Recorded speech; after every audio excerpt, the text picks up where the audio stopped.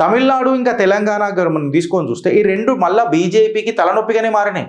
ఎందుకంటే తమిళనాడు ఏమో తలనొప్పిగా మారింది, తెలంగాణలోనేమో తెల్లారతనే లేదు బీజేపీకి. సో రెండు క్రైసిస్ అయ్యి బీజేపీకి. తమిళనాడులో ఒక కంప్లైంట్ ఏందనంటే ఢిల్లీకి అసలు ఓపికనే లేదురా నాయన అని చెప్పి తమిళనాడు ప్రజలు మాట్లాడుకుంటారు, తమిళనాడు క్యాడర్ మాట్లాడుకుంటారు. ఎందుకు అనంటే లాంగ్ టర్మ్ పాలిటిక్స్ చేయాల్సిన భారతీయ జనతా పార్టీ ఇవాళ షార్ట్ టర్మ్ గోల్స్కే పరిమితం ఎందుకు అవుతున్నది అని అనేది అర్థమవుతలేదు.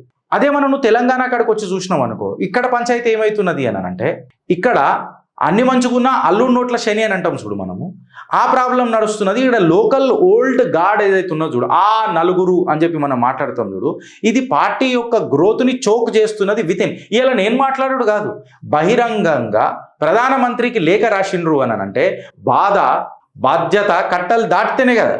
ఈ బాధ నేను ముందు వ్యక్తం చేసిన, నేను చెప్పింది ఇలా వాస్తవాలు అవుతున్నాయా లేవా.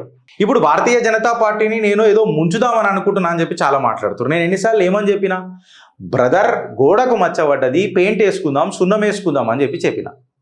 ఇల్లు గాలే ప్రక్రియ మనం ఎందుకు చేసుకోవాలి అని చెప్పిన. ఇప్పుడు ఇది ఏమవుతుందో మీరే చూడండి.